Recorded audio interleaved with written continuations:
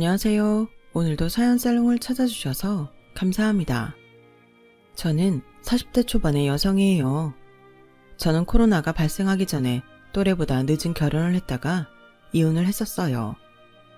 지들만 아는 남편과 신우가 똘똘 뭉쳐서 저를 정말 힘들게 했거든요. 늦게한 결혼이라고 참고 살아보려다가 완전 학을 띄고 말았죠. 남편은 생활력 강하고 경제관념이 철저한 사람이었어요. 장학생으로 대학을 다니고 취직 후에도 남들보다 더 열심히 일했다고 하더라고요. 결혼하고 생활비를 나눠서 낼 때에도 자잘한 것까지 꼼꼼히 볼 정도였죠. 또 각자 낸 생활비와 우리가 쓴 게 얼마나 차이가 나는지 월말이면 일일이 대조하면서 계산하곤 했어요. 우리 생활비 더는 안 내도 될 것 같아. 그런데 선미 너 지난주에 이거 12만원 쓴 건 뭐야? 그리고 또 바로 11만원 긁었던데? 뭔데 이렇게 많이 써?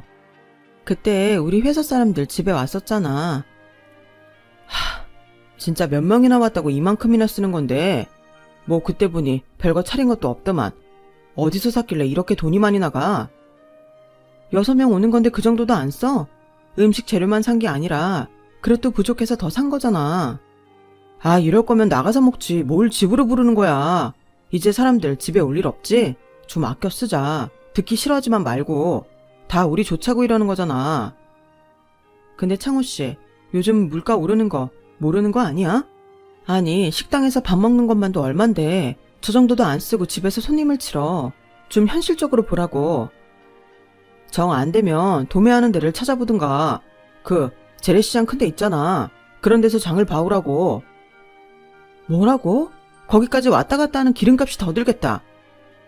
저도 돈을 벌고 똑같이 생활비를 내는데 제가 조금이라도 돈을 더 쓴 것 같으면 너무 깐깐하게 구니 짜증이 났어요. 넌 자꾸 우리가 똑같이 돈 낸다고 하는데 그렇다고 해도 여기 전세 누가 마련했냐? 내가 했잖아. 네가 집안에 넣어놓은 가구나 세간이나 가전제품 얼마나 된다고 그래. 정 이런 식으로 할 거면 네가 생활비를 더 내든지 해.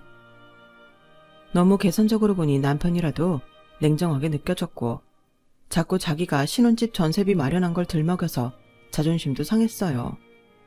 그래서 저는 친정엄마가 남편 몰래 보내주는 용돈을 쓰기도 했고 남동생이 가끔씩 나 혼자 맛있는 거 사 먹으라며 보내주는 걸로 제가 사고 싶은 걸 살 때도 있었어요.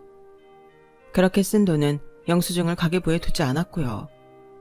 처음 몇 달이야 남편이 신혼집 전세 자기가 다 했다며 저 쓰는 걸 통제할 때마다 그러려니 했죠. 그도 그럴 게 저희가 살던 동네가 좀 부촌이었거든요. 멀지 않은 데에 시설 좋은 어린이집에 유치원도 있었고요. 또 남편은 일만 하고 자기 개발에만 힘을 쏟는 타입이라서 친구들 만나는 일도 별로 없었고 취미도 딱히 없었어요.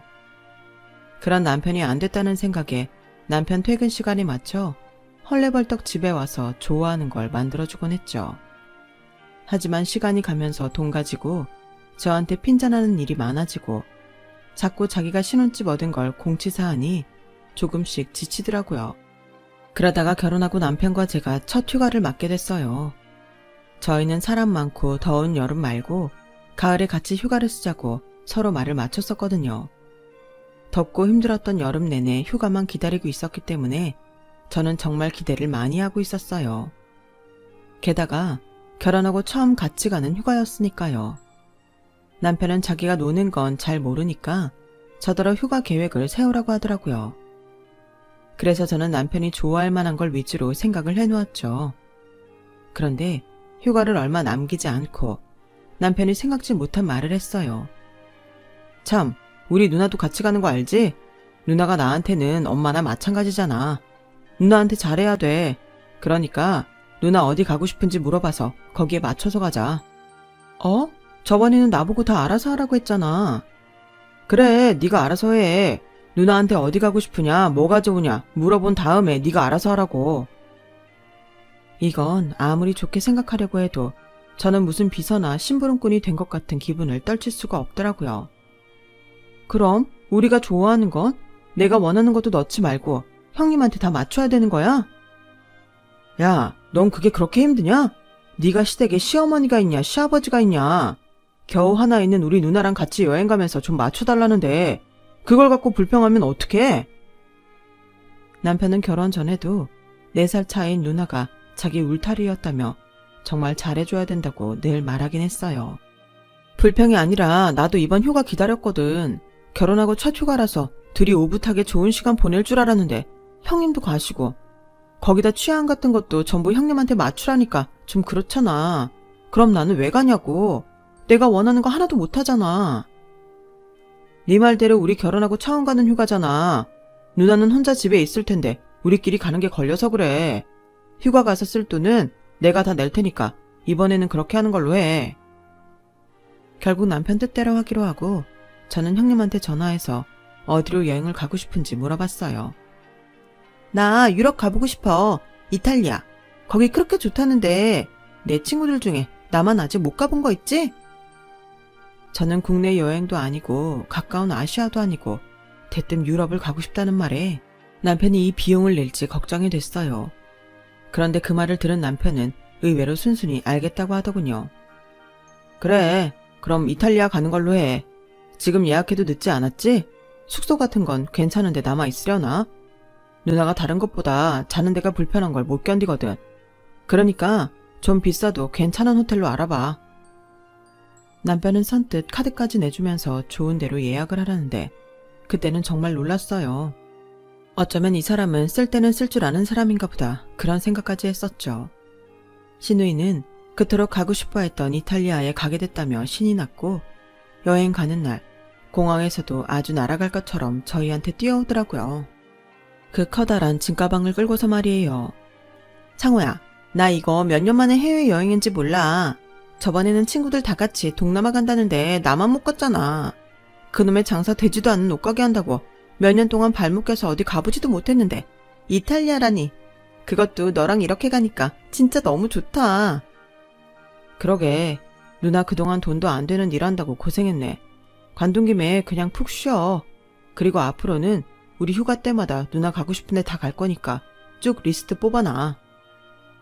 저는 그 말을 듣는 순간 머릿속이 하얘졌어요. 앞으로도 쭉 휴가 때 시누이가 가고 싶은 데 같이 간다는 소리니까요.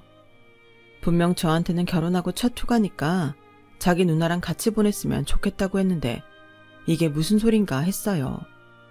저는 여행 내내 두 사람 뒤치다거리만 하느라 제대로 즐기지도 못했어요. 두 사람은 마치 저는 없는 것처럼 자기 둘이서만 얘기하고 둘이 가고 싶은 데만 가고 먹고 싶은 것만 먹는데 얼마나 소외감을 느꼈는지 말로 다 할 수 없었죠.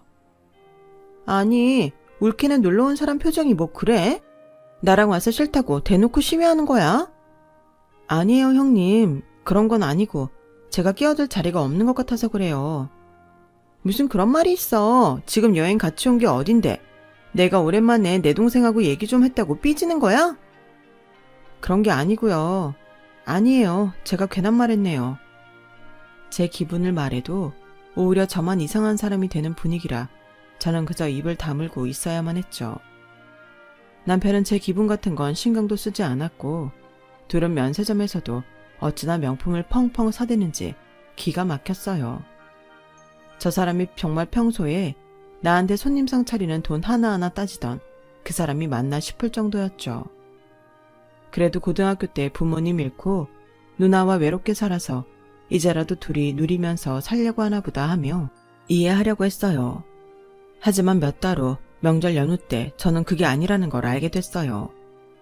연차에 자잘하게 쓸 수 있었던 휴가를 전부 붙여서 명절 연휴까지 합쳐서 일주일의 시간을 내게 됐거든요. 가을에 시누이랑 여행 가면서 엄마한테는 아무것도 못 해드린 게 마음에 걸려서 엄마랑 같이 동남아 여행이라도 가려고 했죠. 근데 제 이야기를 들은 남편은 대뜸 짜증을 내며 이러더라고요. 야, 그때 누나랑 제주도 가기로 다 했는데 네 마음대로 장모님하고 동남아를 간다고 하면 어떡해? 뭐? 형님하고 또 여행을 간다고? 우리 휴가 형님하고 다 썼으면 이번에는 우리 엄마하고도 보내야지. 아니, 나는 당연히 네가 우리랑 같이 지내는 줄 알았지. 내가 예약까지 다 해놨는데 갑자기 그런 말을 하면 어떡하냐? 남편이 하도 펄펄 뛰어서 저는 어쩔 수 없이 여행을 취소하며 엄마한테 미안하다고 했어요. 됐어. 엄마랑은 나중에 가면 되지. 박서방이 누나 생각을 끔찍이 하나 보네. 기왕 가는 거 기분 좋게 가서 재밌게 놀다 와. 그래도 명절인데 내가 제주도 갔다 와서 엄마 보러 갈게. 진짜 미안해 엄마. 그렇게 저는 마음에도 없는 제주도 여행을 가게 됐는데 공항에서 티켓을 보고 정말 깜짝 놀랐어요. 남편이 비즈니스석을 샀더라고요. 아니, 이거 제대로 산 거 맞아? 비즈니스석 맞냐고. 놀 때는 확실히 기분 내면서 놀아야지. 비행기에 탄 신우이는 아주 신이 났더라고요. 창호야, 비즈니스석이 좋긴 좋다. 웬일이니? 금방 내려야 된다는 게 너무 아쉬울 것 같아. 우리 다음에 먼데 갈 때도 비즈니스석 타면 안 돼? 왜 안 돼? 앞으로 어디를 가든 비즈니스 타고 가자. 그까짓 거 뭐 1년에 한 번인데 어려울 거 뭐 있어? 순간 어제도 제가 과일값 많이 썼다며 잔소리를 하며 돈 아껴 쓰라던 남편의 모습이 떠올랐어요. 제주도로 향하면서 저는 지난번 이탈리아 여행 때처럼 저만 소외당하면 어쩌나 걱정이 됐어요. 그리고 걱정했던 대로 두 사람은 자기들끼리 몰려다니고 가고 싶은데 가고 저는 마치 들러리처럼 따라다니기만 했어요. 두 사람은 마치 자기들 여행에 저를 어쩔 수 없이 끼워준 것처럼 꽤나 대단한 관용을 베풀었다는 식으로 행동했고 저는 그게 너무 화가 났죠. 그래서 제가 아무 말도 안 하고 가만히 있다가 저녁만 먹고 먼저 들어가겠다고 하고 방으로 들어왔어요. 그랬더니 그날 밤 신우이가 저를 불러내더라고요. 울케, 저번에도 그렇고 울케 참 사람 불편하게 한다. 이렇게 혼자 따로 놀고 불어 터져 있으면 같이 있는 사람들 뭐가 돼? 청호가 얼마나 무안하겠어? 다른 사람 생각은 못해? 글쎄요. 저는 제가 그 자리에 없어도 특별히 두 사람 불편한 것도 모르겠고 어차피 저한테는 말 한마디 안 시키니 그런 자리에서 어정쩡하게 있는 것보다 혼자 쉬는 게 나은 것 같은데요. 아니, 어떻게 사람이 그것밖에 안 돼? 전에도 느꼈는데 올케는 그런 소갈머리 가지고 정상적인 사회생활 가능한 거야? 그러니 우리 창호처럼 좋은 회사 못 가고 그저 그런 회사 다니는 것도 빡세겠지. 저는 그 자리에서 신우이하고 한바탕 붙고 싶었지만 그래도 놀러온 자리인데 싸움까지는 하고 싶지 않아서 참았어요. 그렇게 느꼈다면 조심하겠다고 말하고 애써 넘어갔죠. 남편은 다음날 마지막 저녁 식사 때 호텔 레스토랑에서 제일 비싼 코스 요리를 시키더라고요. 그것마저도 불편했다면 제가 정말 이상한 거겠죠. 하지만 그게 너무 속이 쓰렸던 건 다른 이유가 있었어요. 남편과 제가 신혼여행으로 왔던 곳이 바로 제주도였는데요. 그때도 남편은 제가 해외로 가고 싶다고 하자 자기는 그렇게까지 시간 낼 수도 없고 여유도 없다고 딱 잘라 말했었거든요. 아쉬웠지만 제주도에서도 다른 때에는 못 해보는 거 다 해보면 되지라는 생각으로 왔었는데 남편은 자기 기준에서 몇천 원, 아니 몇백원만 넘어가도 더 싼 데를 찾고 예약했던 레스토랑도 다 취소했었어요.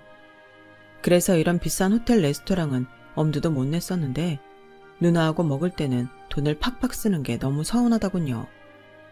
저는 더 이상 겉으로 서운한 티는 내지 않았지만 속으로 남편에 대한 섭섭함과 원망이 쌓여갔어요. 그리고 집으로 돌아온 저는 친정으로 가서 엄마와 남동생과 함께 무작정 제일 빠른 동남아행 티켓을 사서 함께 여행을 떠나버렸어요. 물론 가기 전에 남편한테 물어보기는 했죠. 창호씨, 우리 엄마랑 동생이랑 놀러 갈 건데 갈래? 뭐?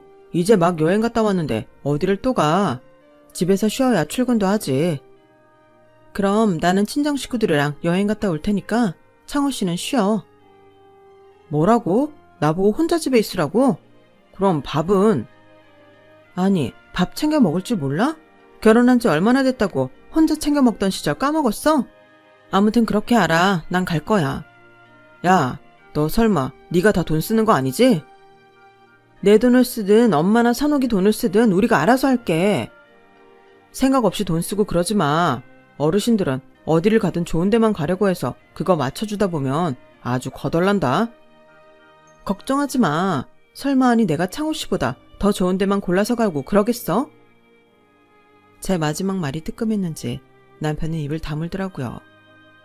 물론 얼굴에는 불만스러운 표정으로 가득했죠. 제가 막 여행을 가자고 하니 엄마도 남동생도 좀 당황했지만 결과적으로 저희는 동남아에 가서 정말 좋은 시간을 보내고 왔어요. 사실 저는 대학생 때 아빠가 돌아가셔서 엄마와 남동생만 있거든요. 엄마는 저희가 다 큰 다음에 홀로 되시긴 했지만 그래도 저희 남매 마지막까지 책임지시기 위해 힘든 내색 한번 안 하시고 끝까지 최선을 다하셨어요.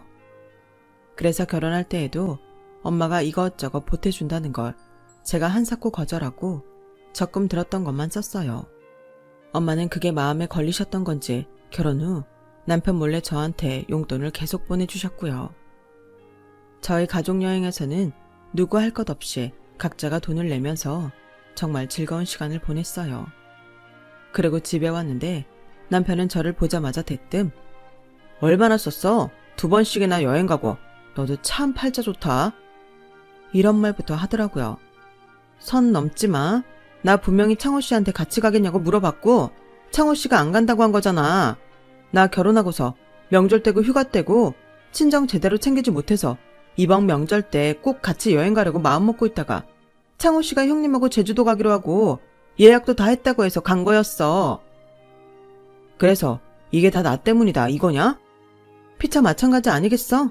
나도 더 빨리 말했어야 했고 창호 씨도 혼자 정할 게 아니라 나랑 의논했어야 맞고 안 그래? 그렇게 저는 여행을 다녀오자마자 남편과 다투게 됐고 저희는 조금씩 앙금이 남은 채로 시간을 보내게 됐어요. 그리고 얼마 후 남편은 사흘 휴가가 생겼다고 하더라고요. 회사 차원에서 쉬는 날에 연차를 붙였다는 거였어요. 창호 씨, 그럼 우리 엄마 모시고 어디 갔다 오자. 창호 씨는 우리 엄마랑 여행은 가본 적 없잖아. 야, 나 돈 없어. 그 여행 가려면 명색이 내가 사위인데 내가 돈 다 써야 될 거 아냐. 너 저번에 동남아 가서 얼마 썼어? 자세히 얘기 안 하는 거 보면 꽤 썼을 것 같은데. 내가 그랬잖아. 어른들하고 가면 꼭 초과해서 쓰게 된다고. 그리고 나 이번에는 혼자 조용히 캠핑하고 올 거니까 그런 줄 알아. 선미 너는 내가 어디서 돈이 막 솟는 줄 아나 봐? 저는 섭섭함을 넘어 이제 분노가 일었어요. 왜냐하면 며칠 전 시누이가 당일치기 여행을 갔다 오고 싶다니까 아예 1박을 하자며 남편이 나서서 예약하고 돈을 다 쓰고 왔거든요. 저는 그제야 이 사람은 우리 친정에는 한 푼도 돈 쓸 생각이 없다는 걸 알았어요. 거기에는 저도 포함되는 것 같더라고요. 그렇지 않으면 자기는 밖에서 막 비싼 외식하고 오면서 저한테만 돈 얼마 썼냐며 들들 볶을 리가 없으니까요. 저는 너무 열이 받아서 그날 퇴근을 하고 바로 친정으로 갔어요. 마침 남동생이 집에 와 있더라고요. 남동생은 원래 회사 근처에서 혼자 살았거든요. 남동생은 저를 보더니 걱정스러운 표정으로 말했어요. 무슨 일 있어? 얼굴빛이 왜 이렇게 안 좋아? 저는 요 며칠 남편과 있었던 일을 얘기하며 한탄을 했어요. 지난 명절에 우리 갑자기 동남아 갔었잖아. 그것도 남편이 신우랑 같이 여행 가서 너무 티나게 자기네 누나하고만 어울려 다니고 나는 소외시키니까 화도 났고 평소에는 나한테 돈 10,000원 쓰는 것도 뭐라 그러면서 자기랑 자기 누나 먹고 쓰는 건 펑펑 쓰니까 너무 속상하더라고. 내가 무슨 천덕꾸러기 같고. 그래서 열받아서 가자고 했던 거야. 제 이야기를 말없이 듣던 남동생은 엄마가 오자 그 말을 그대로 전하더라고요. 저는 평소 엄마 성격이면 그러려니 넘어가라고 하실 줄 알았어요. 그런데 예상외로 엄마는 버럭 화를 내시는 거였어요. 아니, 그깟 여행 중 가서 사람을 무안하게 해? 그것도 지 와이프를? 그리고 뭐? 돈 지가 다 써야 된다고 지 장모랑은 여행을 못 가겠다고? 나 참. 선미야, 우리 여행 가자. 아주 럭셔리하게 갔다 오자고. 이거 박서방한테도 꼭 얘기해라. 알았지? 그렇게 엄마는 전화를 한 통 걸더니 프랑스, 독일, 오스트리아, 네덜란드를 돌고 오는 여행 예약을 하시더라고요. 저는 엄마가 말씀하신 대로 집에 와서 남편한테 그 이야기를 했어요. 남편은 아주 어이가 없다는 듯이 저를 쳐다보더라고요. 야, 네가 얼마나 가서 우는 소리를 했으면 장모님이 그런 여행을 가자고 했겠어? 너 바로 전화해서 당장 취소하자고 해. 싫어. 나도 엄마랑 여행 갈 거야. 나 솔직히 창호 씨랑 형님이랑 갔던 여행들 나만 소외되고 제대로 놀지도 못했어. 이 기회에 나도 제대로 유럽 여행 좀 갔다 와야겠다. 그럴 거면 그냥 장모님 돈으로 다녀와. 난 우리 집 돈 한 푼도 나가는 걸 허용 못해. 그러니까 장모님 돈으로 그게 다 감당이 되면 가고, 아니면 네가 알아서 잘 판단하라고. 야, 누가 보면 여태까지 여행 간 거에 네 돈만 들어간 줄 알겠다. 너 형님하고 여행 가서 쓴 카드값은 꼬박꼬박 우리 둘이 생활비 넣는 통장으로 결제하더라. 그래놓고 뭐? 나랑 엄마 여행 가는 거에 돈 한 푼도 못 나간다고? 아주 양심이 없다 못해 죽어버렸나 보네. 뭐? 너 말 다 했어? 아니, 다 못했어. 내가 니네 남매 여행 가는데 가방 못 지하라고 결혼한 줄 알아? 나는 제대로 쓰지도 못하게 하면서 니네 남매 먹고 쓰는데 돈 보태려고 너랑 사는 거 아니라고. 저는 완전 폭발해버렸고 그날 남편과 대판 싸우고 계속 서먹한 날들을 보냈어요. 그리고 며칠 후 남편은 저한테 각서 한 장을 내밀더라고요. 여기다 사인해. 그러면 장모님하고 유럽 가도 되고 아니면 못 갈 줄 알아. 각서에는 제가 유럽 여행 가서 절대 돈을 쓰지 않겠다는 내용이 있더라고요. 참 어이없기도 했지만 저 인간이라면 이러고도 남겠다는 생각도 들더라고요. 제가 이런 각서에는 사인 못한다고 하니 남편은 길길이 뛰었어요.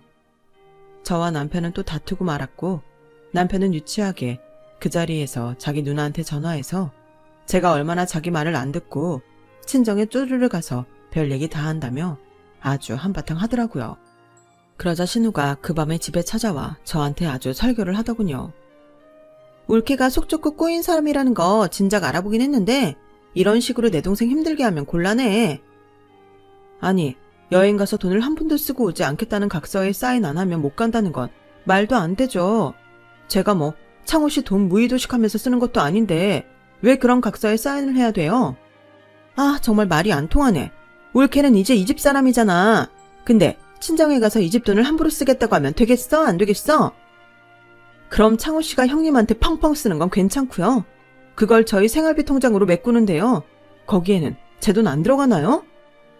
참나, 그런 걸 일일이 따지고 사는 거야? 어머 창호야, 너 얘랑 피곤해서 어떻게 사니? 창호씨가 제가 친정에 돈 한 푼이라도 쓸까봐 이렇게 난리인데 저라고 안 따질 수 있어요? 요즘이 무슨 조선시대도 아니고 여자가 결혼했다고 무조건 친정은 버리고 시댁에 다 맞추는 건 시대착오적인 거죠. 전 솔직히 아직도 이런 집안이 있을 줄은 꿈도 꾸지 못했네요. 울케, 원래 이렇게 버르장머리 없고 윗사람한테 따박따박 말대답하는 사람이야? 선미, 넌 뭘 잘했다고 이렇게 큰 소리냐? 내가 누나 불러서 잘 마무리하려고 했으면 순순히 따라야지. 뭘 더 따지고 들어. 아, 그러셔? 넌 내가 친정엄마랑 못 떨어지는 어린애 취급하더니 넌 네 누나한테 부부싸움까지 심판해보라고 해? 어디 해봐. 그럼 나도 엄마 부를 테니까. 유치한 건 알고 있지만 당시에는 너무 화가 나서 앞뒤 잴 것도 없이 저도 친정엄마를 불렀어요. 그런데 엄마도 잘 됐다며 이참에 결판을 내자고 아주 벼르고 저희 집에 오셨더라고요. 일단 친정엄마가 오자 신우이가 당황해서 어쩔 줄 모르더라고요. 아니, 그냥 애들끼리 말다툼 좀 한 것뿐인데 이렇게 사돈 어르신까지 오시니 참 난감하네요. 울케가 아직 철이 좀 덜 든 것 같아요. 그거 참 듣기 거북하네요. 사돈 처녀, 결혼 안 했으니 이렇게 불러도 되죠? 두 사람 싸움에 먼저 다른 사람 끌어들인 건 박서방인 걸로 아는데요. 엄마의 이 한마디에 남편도 신우이도 입을 다물고 말았어요. 일단 좀 조용해지자 엄마는 자리에 앉아서 남편을 앞에 앉혔어요. 남편은 마지못해 뚱한 얼굴로 엄마 앞에 앉더군요. 자네가 우리 선미 친정에 돈 쓸까봐 아주 전전긍긍하는 것 같더군.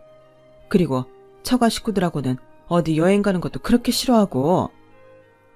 그게 장모님, 좀 오해가 있는 것 같은데요. 제가 원래 선약도 있었고 저희가 신혼인데 너무 기분 내키는 대로 돈 쓰는 건 좀 아닌 것 같아서 조심하자는 의미로 말한 거였어요. 아, 그래? 오해? 그럼 자네 땡땡 호텔에 와서 풀장에서 여자들이랑 깔깔거리며 놀던 것도 오해인가? 바로 며칠 전에 말이야. 그 말을 들은 남편은 얼굴이 파랗게 질려서 엄마를 쳐다봤어요. 옆에 있던 신우이가 어쩔 줄 몰라 하며 남편과 엄마를 번갈아 보더군요.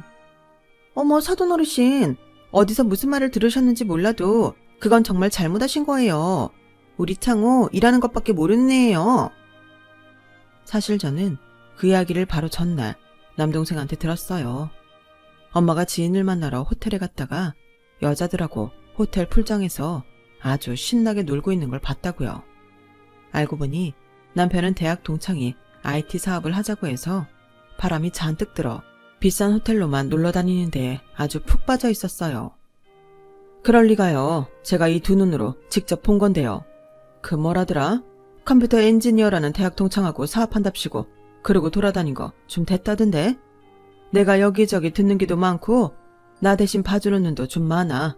투자회사를 좀 규모있게 하다 보니 그렇게 됐네. 이 말에 남편과 시누이는 눈이 더 휘둥그레져서 저희 엄마를 쳐다보더라고요. 네, 사실 저희 엄마는 투자회사를 운영하고 계셨어요. 원래 그런 일을 한다고 나서서 말씀하시는 분도 아니었고 엄마가 투자회사 대표인 걸 안다고 달라지는 사람은 싫다며 시간이 지나면 차차 남편한테도 말씀하겠다고 하셨어요. 저는 엄마 덕을 본다는 얘기를 들을까봐 아예 다른 직종에서 일을 하고 있었어요. 그건 남동생도 마찬가지였어요. 그리고 남동생이야말로 IT 회사를 다니다가 거기에서 독립하시는 분을 따라 나와서 부대표 직함을 달고 있었고요. 이 모든 걸 들은 남편은 원망스럽게 절 보더라고요. 선미야, 너 왜 이런 얘기 진작에 하지 않은 거야? 얘기하면 창호 씨가 나한테 하는 게 달라졌겠구나. 근데 나 얘기하긴 했어. 내 동생은 아는 분하고 조그맣게 사업체 꾸리고 있다고 했고 엄마도 나름 일하고 계시다고 했잖아. 아니 옳게 그건 말이 다르지. 그렇게 말하면 누가 이런 일 하는 건지 어떻게 알겠어. 사람이 참 애매하다니까.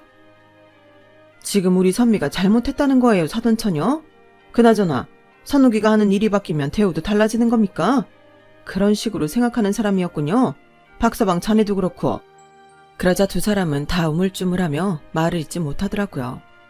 엄마는 그런 두 사람한테 이렇게 말씀하셨어요. 난 우리 선미랑 유럽 여행이나 다녀와야겠네. 지난번에 자네가 자네 누나랑 이탈리아 가면서 마치 우리 선미 꼽살이 끼워준 것처럼 그랬다면서 매번 선미가 쓰는 돈 가지고 트집 잡고 우리 선미가 돈을 안 버는 애도 아니고 자네 생각해서 꼭 퇴근 시간 맞춰서 이런저런 신경도 많이 써준 걸로 알고 있는데 자네는 우리 딸이 친정에 돈 한 푼이라도 쓸까봐 이런 각서까지 만들다가 싸움판 만든 게 나는 참 어이가 없어. 아무튼 이제 우리 여행 가는데 불만 없지? 그럼 나머지 이야기는 우리 여행 갔다 와서 계속하지.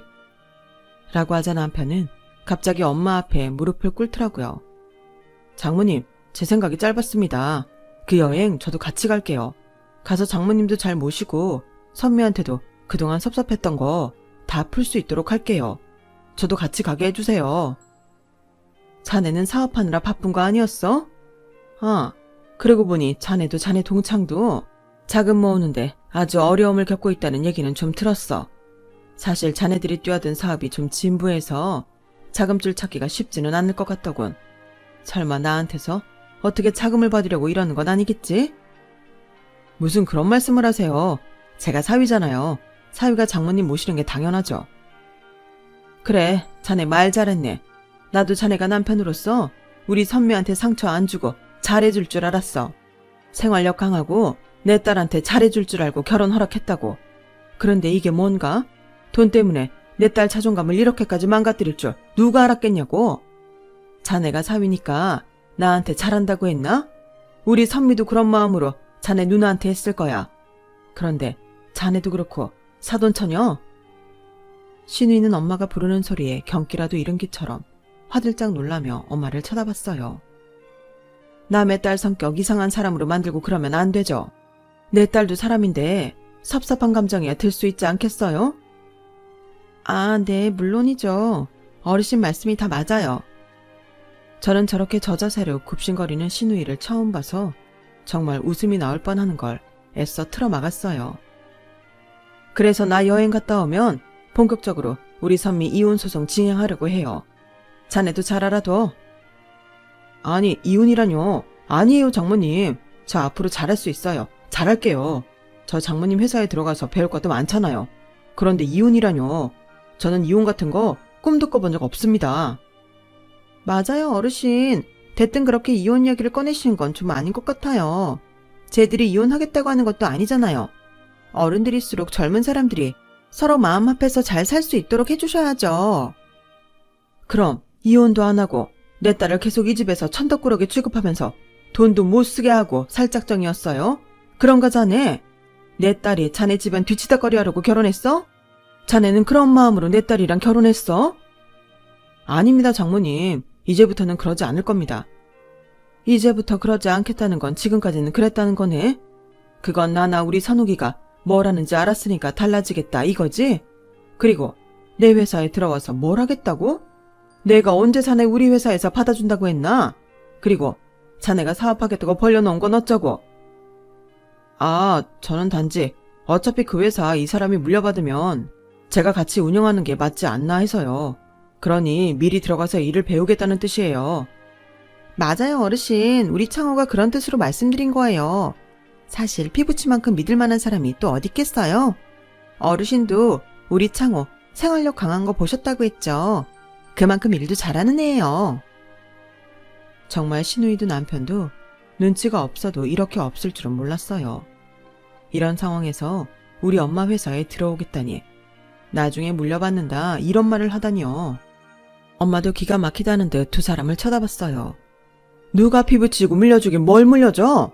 내 딸이랑 이혼할 사람을 내가 뭘 보고 믿어?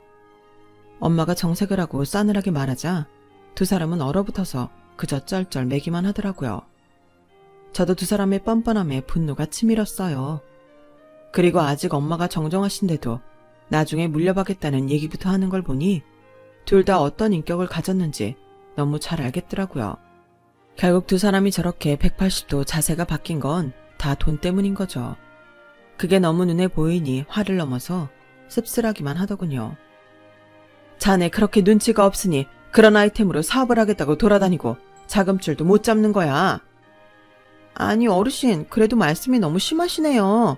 우리 창호 그렇게 머리 나쁜 애 아니에요. 나쁜 거 맞아요, 사돈처녀. 앞으로를 위해 진지하게 충고하는데 정말 동생을 위하고 싶으면 정신 차리고 다른 회사 얼른 들어가라고 하세요. 그게 아마 사돈처녀 신상에도 좋을 거예요. 하나 있는 동생이 다 말아먹으면 사돈처녀는 누구 돈으로 명품 사고 여행 다닐 건데요. 사돈처녀는 그런 돈 벌 능력도 없잖아요. 아, 정말 갈수록 말씀이 지나치시네요. 그게 어른이 할 소린가요? 틀린 말 한 것도 없잖아요. 내가 지금 존댓말로 존중해줄 때 그러겠다 하는 게 낫지 않겠어요? 어른 어쩌고 나한테 훈계할 게 아니라. 그럼 저는 선미 데리고 갑니다. 원래는 여행 갔다 와서 추위를 봐가며 진행할 생각이었는데 이런 꼴을 보니 단 1초도 더 내 딸 여기 있게 하고 싶지 않네요. 선미야, 가자. 저는 이미 엄마한테 이혼하고 싶다고 말한 상태였고 마음의 준비도 다 되어 있었어요. 그럼에도 선뜻 그러겠다 하지 못한 건 남편에 대한 믿음 때문이었죠. 이 사람이 원래는 괜찮은 사람일 거다. 성격이 좀 안 좋긴 해도 사실은 성실하고 좋은 사람일 거라는 거요. 그런데 와이프인 저한테까지 말도 안 하고 같지 않은 사업에 뛰어들어서 매일 놀자판으로 산다는 말을 들으니 저 역시 엄마처럼 더는 같이 있고 싶지 않았어요. 저와 엄마가 집을 나가려고 했더니 남편이 저희 앞을 가로막았어요. 그리고 다시 무릎을 꿇고는 아주 싹싹 빌더라고요. 장모님, 선미야, 제가 잘할게요. 앞으로 돈 가지고 쪼잔하게 굴지도 않을 거고요. 선미 원하는데 다 보내주고 제가 선미 잘 챙겨줄게요. 그리고 안 되는 사업은 정리하고 장모님 하시는 일 잘 배우겠습니다. 한 번만 믿어주세요. 나 자네 장모 아니야. 자꾸 장모님 하지 마라. 아직 이혼한 것도 아니잖아요. 그리고 전 이혼 원하지 않습니다. 내가 지난 1년간 자네한테 들었던 장모님 소리보다 오늘 하루에 들은 장모님 소리가 더 많은 건 아나? 그만큼 평소에 자네가 나한테 무심했다는 소리야. 그런 자네가 오늘은 갑자기 왜 이럴까? 이건 내가 투자사 대표라는 걸 알고 변한 것 같은데 맞지? 나는 이런 사람하고 내 딸 더는 같이 둘 수 없어. 그리고 믿지도 않아. 선미야, 뭐라고 말 좀 해봐. 넌 나 아직 좋아하잖아. 너 이혼할 생각했던 거야? 아니잖아. 이혼하고 싶다는 말은 내가 먼저 했어. 그래도 선뜻 실행에 옮기지 못했던 건 창호 씨한테 일말의 희망이 있었기 때문이야. 근데 창호 씨, 알면 알수록 너무 실망스러워. 내가 완전 사람을 잘못 봤어. 창호 씨 신혼여행 때부터 나 힘들게 했어. 해외는 절대 못 간다고 해서 제주도 갔을 때 거기서도 비싼 건 못한다고 얼마나 나 마음 힘들게 했는 줄 알아? 그런데 이번에 형님하고 갔을 때는 상상도 못한 호텔 레스토랑에서 아주 펑펑 써대더라. 창호 씨는 나를 가족으로 맞은 게 아니라 창호 씨 일하는 데 편리한 부속품으로 알았던 거야. 그렇지 않고서야 내가 쓰는 돈을 그렇게 아까워할 수 있어? 모든 걸 그렇게 아끼면 말을 안 하겠는데 아니잖아. 창호 씨나 형님한테 쓰는 건 하나도 안 아깝잖아. 내가 창호 씨 가족이 될 수 없는데 창호 씨랑 사는 게 나한테 무슨 의미가 있어? 내가 왜, 뭐 때문에 내 인생을 그렇게 천덕꾸러기로 만들며 살아야 돼? 나 더는 그렇게 안 살아. 안 그럴 거야. 창호 씨랑 결혼한 거 진짜 내 인생의 흑역사야. 그 말을 마지막으로 저와 엄마는 그 집을 나왔어요. 그날 밤 친정에서 잠을 자려는데 그렇게 눈물이 날 수 없더라고요. 결국 새벽에 통곡을 하는 저를 엄마가 와서 달래셨어요. 이렇게 힘든 걸 왜 참고 있었어? 네가 엄마가 없어, 동생이 없어. 멀쩡한 친정 놔두고 왜 그렇게 속에 담고만 있었던 거야? 라며 엄마도 같이 울며 제 어깨를 끌어안으셨죠. 그렇게 며칠 후 저와 엄마는 유럽으로 여행을 떠났고 대학 때 배낭여행 갔던 것과는 또 다른 즐거운 시간을 보내고 왔어요. 엄마는 창호 씨가 이런 사람인 줄 알고 회사 대표인 거 말 안 했어? 하지 말자고 한 거야? 사실 나는 그 사람이 너무 기죽을까봐 말 안 했던 거야. 선욱이도 엄마도 사업한다고 하면 열등감 느낄까봐. 그랬다면 그 사람 본 모습을 알 기회도 없었겠지.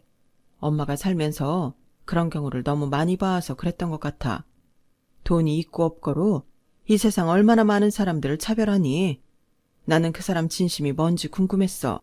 내 딸이 골랐으니 좋은 사람이겠거니 하면서도 한편으로는 마음이 놓이지 않았던 게 사실이야.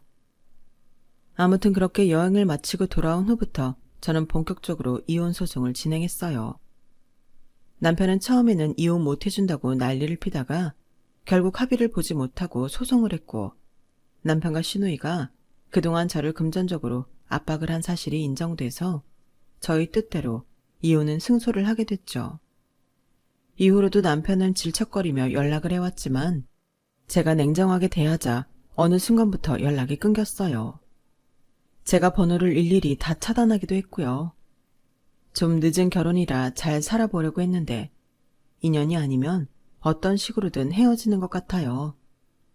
저는 지금 돌싱의 시간을 만끽하며 제일 열심히 하고 잘 살고 있어요.